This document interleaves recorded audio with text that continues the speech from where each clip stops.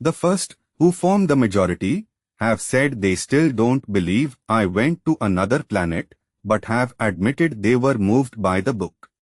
In any case, they have said, it doesn't really matter whether or not it happened, what matters is the powerful underlying message. The second is the former skeptic who, having read the book 3 times in a row, is convinced that my story is factual, and this reader is right. The third is already more evolved from the outset, and knows from the outset that this is a true story. I am, however, compelled to give the reader a word of advice. This book must be read and reread at least 3 times. Of the 15 or so people who have read it, each has had something pertinent to say and has questioned me at length about it. A friend of mine is a psychology professor at a French university. Apparently, she has already read it 3 times and keeps it on her bedside table. I can relate to that. Nonetheless, I've had one reaction, fortunately only the one, from a friend, which upset me. He asked me, for example, whether the spacecraft was assembled with bolts or rivets and whether there were telegraph poles on Thiaoouba.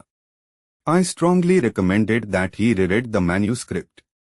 Another of his remarks was that the book should contain more battles between spacecraft or planets, with missiles and deadly weapons. That's what people really like, he said. I had to remind him that this was not a science fiction novel.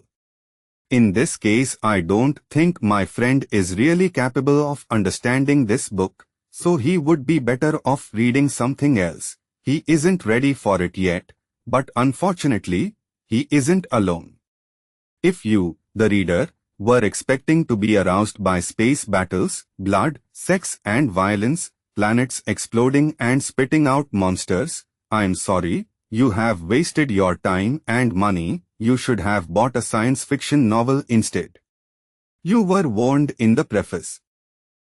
I urge you, now that you know this is not a science fiction story, to reread it in a different frame of mind, that is, objectively and positively, in which case you won't have wasted your time.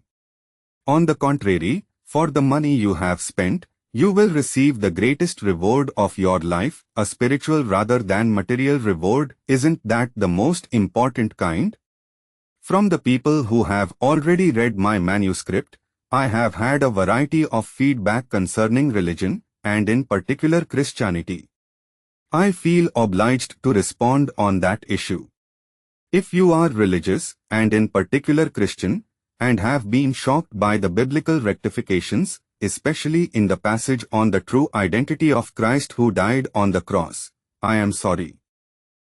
However, I must stress that this book was not written with the intention of criticizing any religion whatsoever, and that these are not my personal observations, but rather, the words of the master of the Theory, with the details dictated to me by Thao.